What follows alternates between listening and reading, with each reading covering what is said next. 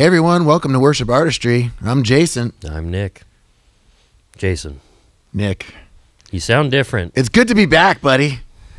I mean, my voice doesn't necessarily sound like voice. It's good to be back from puberty. It's good to be here.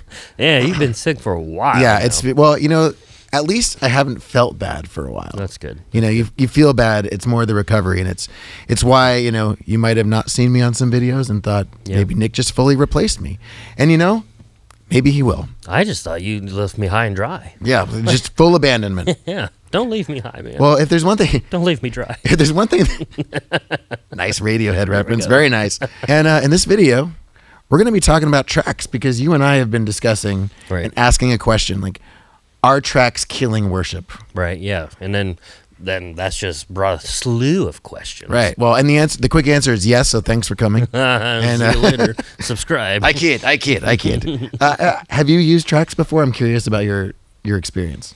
Yes, actually. So with tracks, I've used them for goodness sakes, over a decade probably now. Yeah, definitely over a decade. At first, it really just started with a click. Like it was just like keeping everybody on track or whatever, and then it slowly turned into chorus 2, 3, 4, and then that was fine with me as well, honestly, because at the time I was playing a lot, and so it was very nice to just here comes the chorus. I didn't really learn the song too much. I'm gonna be honest with you, but I played it really well, and it was just I played them all the time, so I didn't have to think. That was nice for me, to be honest with you. And then all of a sudden, it started having like just a bunch of random instruments. Like, okay, that's fine. But the guitars that are playing in the track right now, those are going to be muted, right? No, those are going to play. And it's going to make you sound huge. I go, well, what if I play something different? Well, don't. Kind of thing. And I was like, huh. What if it doesn't happen? And then I really started asking some friends and was like, well, do you like to play with tracks? And yeah, I really like that. That's really nice. It gives me a lot of confidence. And we'll get into that. But like, did it though? Yeah. Huh. We'll get into that in just a little bit. But have you played with tracks? And what's been your experience? I have much less than many people. I think I think maybe the first time I ever played with them was at the Worship Innovators Conference. That was just like 2 years ago. Yeah. No way. Yeah. Never touched them. Never touched stuff. Yeah, exactly. We had I recorded live records, and so I've had it where the drummer was on a click. Sure. But that was it. That's about as far as it went. And I was obviously aware of them, like we use stem tracks and stuff when we're learning songs for tutorials and that sort of thing. Right. But I never really used them. And mainly because I'm a worship leader, I love to be engaged with my congregation. That's like the number one thing that I've grown in as a leader. I used to hide behind the plant. Yeah. And now I've gotten to the point where I'm like, no, I want us to all be here doing this. Right.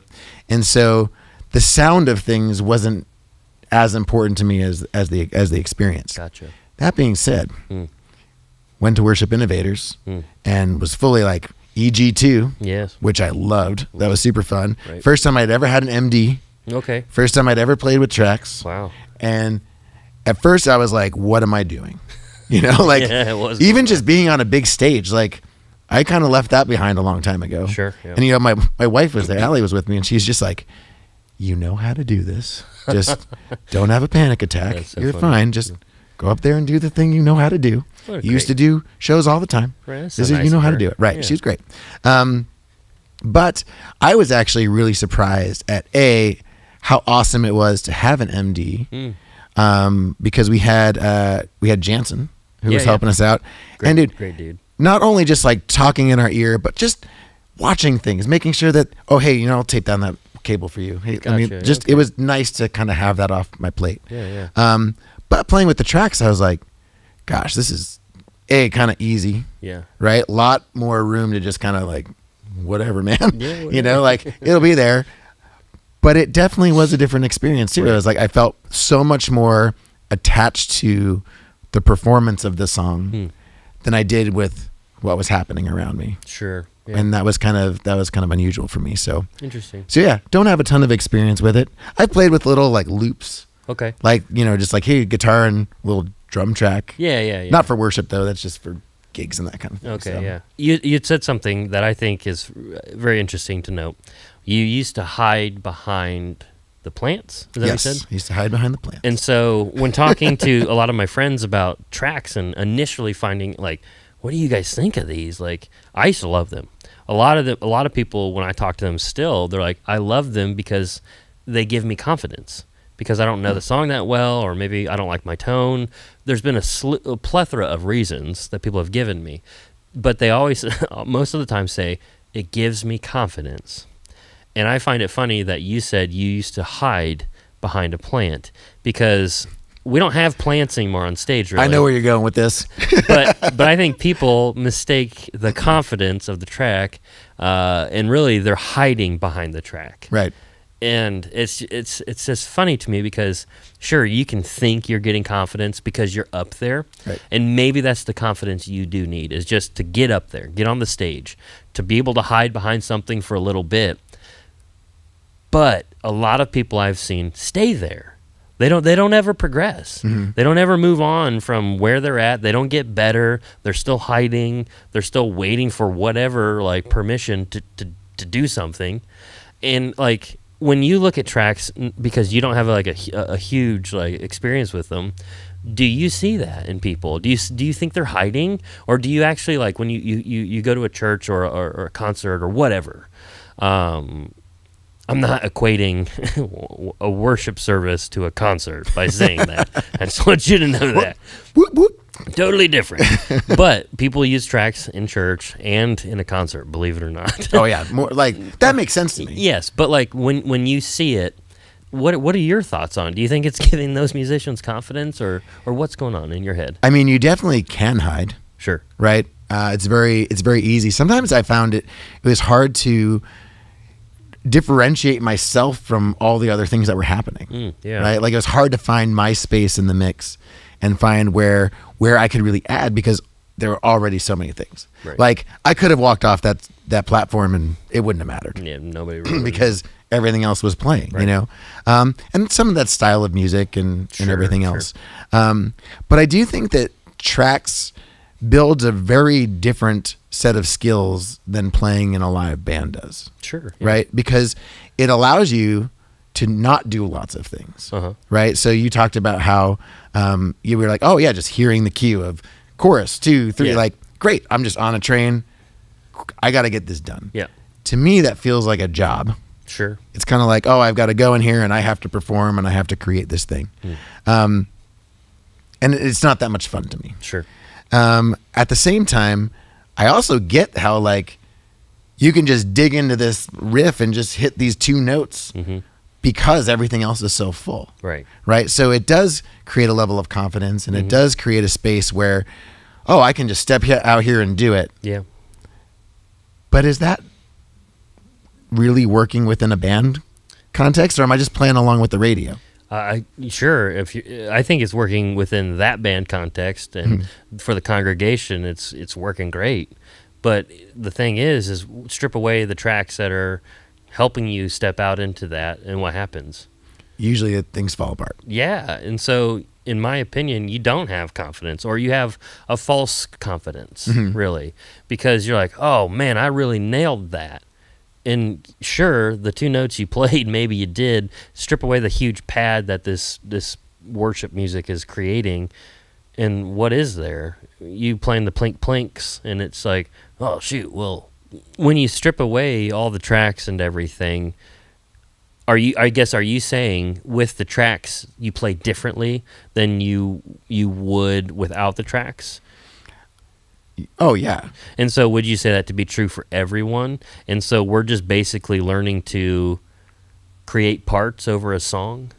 I mean, essentially, Yeah. right? I mean, if you look at, we've talked about it before, about how, you go and you look at any song and it's got 7 guitars in it. Yeah. Right?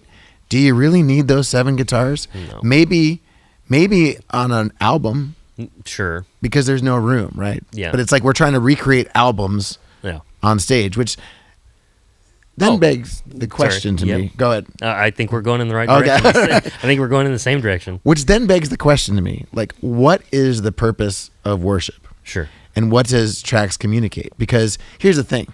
If I just plink, plink, but it sounds good coming through the system and people, it sounds good to everybody's ears and it sounds very professional. Well, what does it matter? Right. Right. Does it matter that I don't know what I'm doing? Right. Why am I even there? Right. You know, like, and so I always wonder what playing with tracks communicates to the musicians and what it communicates to the congregation about what's important about worship. What it communicates to me when I go to a church and they'll have two musicians on stage and it's the full track, it's the full sound, and I'm at a concert, I'm like, they need help.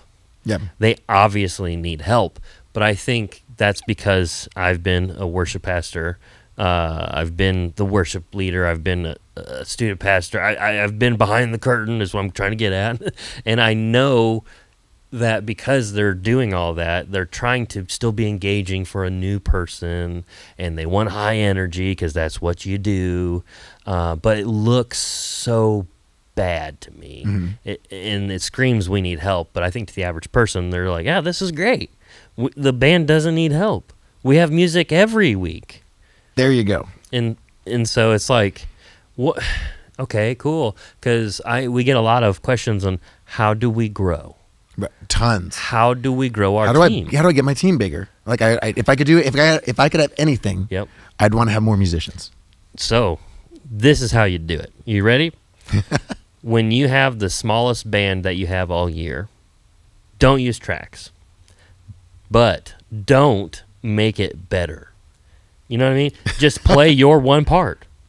So if you only have a drummer and you only have a guitar player, that's all you get. There's no bass, there's no keys, there's no nothing else. That's how you prove to your congregation, like, we need help. So I see a need always, and I want to fill that need. But I do also know not everybody's like that. And the congregation, again, doesn't think like that because music's happening. So what's the problem? Why is the worship leader constantly complaining that there's no one? Why does now the senior pastor have to get involved from the announcements and be like, hey, we really do need some band members? Why? Music happens. Right. So strip away it all when you have your smallest band, and then it sounds real, real bad. People need to know that there is need. You know, when my worship team was down to just me and two other people, the number one thing I heard after I went and recruited and talked to every person in my church was like, do you play something? Do you play something? The number one thing I always heard was, when I'd ask, I'd say, why didn't you come to me? You've led worship before. Right. You love to sing. You're a good keyboard player. You've been here the whole time while I've been going, if anyone would like to join the worship team, I would love it if you would join. Come talk to me. Right. And your people's response always was, it sounded good. It seemed like you had it dialed. Yeah. Seems good. It's like, but did you not hear what I was saying? It's like, yeah, but I didn't know if I could add anything. And I think that when you have this full band sound but you don't have the players to do it. Right. I think people go, well, where do I fit? I mean, you clearly have it figured out. And what would I do anyway? Would I just stand up there and play along? Like, how good do I have to be? What do I have to know? Like, it can be really intimidating for people too. Like, listen, I'm not against click tracks. No. I know that they really help some people. I actually had one of my former team members one time reach out to me because she'd moved. And she was like, hey, I'm trying to join this church, but they want me to play along with this click track. It's like so hard. And I'm like, yeah, I know, because your timing is terrible. Like, I love you so much. But like, we remember how I would be stomping on the ground going, follow me. That's funny. Like, that's going to make you better. It's going to point out where you're not very good, and it's going to help you get better. But at the same time, it can also be very intimidating. Yes. I have to be an album level player to play on my worship team. Right. At my church of 100 people. Yeah. That seems really scary. Absurd. And difficult. Oh yeah. Okay. And I think that, but I think that like when you're using tracks and you have that huge sound, it just communicates something to not only the people who are on your team, but it communicates things to your congregation. Right. It begs the question with technology always, right? Anytime you bring in new technology, not that this is new anymore, but at one point it was new and everybody started using it. And for some churches, it's brand new still. Right, exactly. Like, how do we get on this train? Right? Some people, I'm blown away, don't know that there's tracks. Right. Yeah. Hold on. My church plays with tracks? Yes. Yes, they do. But actually, it's a much smaller percentage than you would think. Yeah. Probably just America, huh? Yeah. Well, even in America, it's a pretty small percentage. Oh, It's wow. kind of wild. It's like we see what we see on social media, and we see what we see in the big churches, and we assume everybody does that. That's true. That's And it's true. not necessarily true. Interesting. But I do think, though, that with any technology, there's a question of like, just because we can do something, should we do something? Yeah, that's good. And what are the implications of that, right? And so, yes, we can make the music sound just like the record. I don't look at a worship gathering and say, like, if you use tracks, it doesn't create worship, or like I think it's a weird space to get into when you start, like, it's not for me to judge. Apparently, people in our comment sections sometimes can tell exactly what worship is and who is and who's not, and it's usually a very simple reason, you know. It's perfect and exactly, you know. But I'm not that way, right? And so I can't figure that out necessarily all the time. But I will say that there is a cost to adding tracks, right? There's some benefits and there's some costs. And I would say that, you know, the benefits are it's going to sound great. Sure. Yep. And that's great. Like, good for you, right? I'd say the costs for me are mentorship is part of it.